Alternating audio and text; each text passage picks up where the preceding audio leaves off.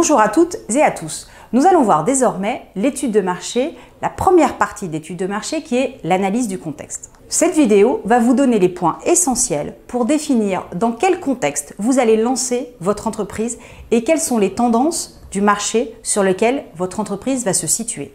Commençons par un peu de théorie. Le marché est un lieu physique ou virtuel sur lesquels sont échangés des biens ou des services de nature diverse. Par extension, on qualifiera de marché l'ensemble des consommateurs et des vendeurs, des acheteurs et des vendeurs qui veulent procéder à un échange pour satisfaire un besoin. Il faut distinguer deux marchés différents.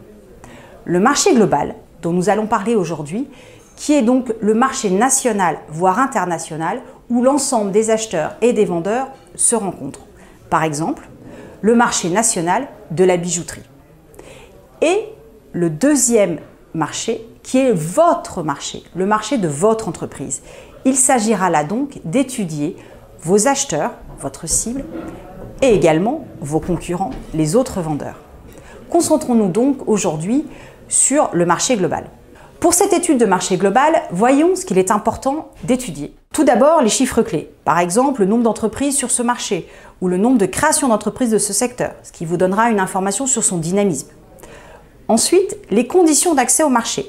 Par exemple, les diplômes, la réglementation. Certaines activités sont réglementées. Il est donc important de savoir comment vous pouvez accéder à ce marché. Ensuite, l'évolution du marché. Est-ce que ce marché est en croissance ou en décroissance, en stagnation? Est-ce que les acteurs de ce marché sont en train de se rassembler? Est-ce que ce marché est très segmenté? Bref, comment ce marché évolue? Attention, ce n'est pas parce que le marché globalement est en décroissance, par exemple, que votre activité à l'endroit où vous allez l'implanter ne va pas être pleine de succès. Ensuite, la segmentation du marché. Est-ce qu'il y a beaucoup d'acteurs ou est-ce qu'il y a quelques acteurs majeurs? Les acteurs principaux et leur stratégie de développement. Qui sont-ils et comment ont-ils prévu d'évoluer dans le temps? Le mode habituel de distribution, en boutique, par Internet, en porte-à-porte, comment les autres vendeurs, comment les autres acteurs de ce marché ont l'habitude de distribuer ce produit.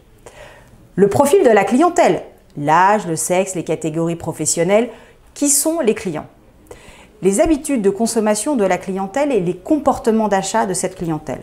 Est-ce qu'ils achètent 2 fois par an? Est-ce qu'ils achètent sur un coup de cœur? Est-ce que c'est un achat raisonné? Comment se comportent-ils face à l'achat de ce type de produit? Les critères d'achat de votre clientèle. Est-ce qu'ils cherchent des critères de sécurité? Est-ce qu'ils cherchent des critères émotionnels? Quels sont les critères qui sont importants pour vos clients? Enfin, les éléments financiers du marché. Le chiffre d'affaires global du secteur, le nombre de clients par exemple qui consomment ce type de produit ou service, le panier moyen, les marges brutes, bref, tous les éléments financiers du marché. Alors, où trouver ces informations? C'est assez simple. Vous avez des instituts de sondage qui publient énormément d'informations, notamment sur tout ce qui est comportement des individus. Donc si vous êtes dans la vente au particulier, vous pourrez trouver beaucoup d'études sur le comportement des gens vis-à-vis de l'achat sur Internet, le profil des individus qui achètent sur Internet. Bref, il y a énormément d'informations sur les sites Internet des instituts de sondage. Ensuite, vous avez le site de l'INSEE. L'INSEE regorge d'informations sur nous en tant que particuliers et sur les entreprises. Vous avez par exemple à votre disposition tous les éléments issus du recensement de la population. Mais vous avez également énormément d'informations financières sur les entreprises. N'hésitez pas à passer du temps sur le site de l'INSEE, vous trouverez nécessairement la réponse à votre question. Vous avez également les études de marché de l'APCE. Elles sont payantes, mais le coût est extrêmement rentable. C'est un très beau produit. En quelques pages, vous avez l'ensemble des informations nécessaires pour comprendre le marché sur lequel vous allez vous lancer. Vous avez évidemment toutes les études faites par des instituts spécialisés que vous allez pouvoir trouver en bibliothèque municipale gratuitement ou dans les centres de ressources des chambres de commerce et d'industrie.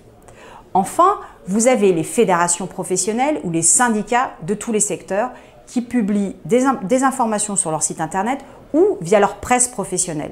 Voilà donc les éléments essentiels pour l'étude de marché globale sur laquelle va se situer votre entreprise.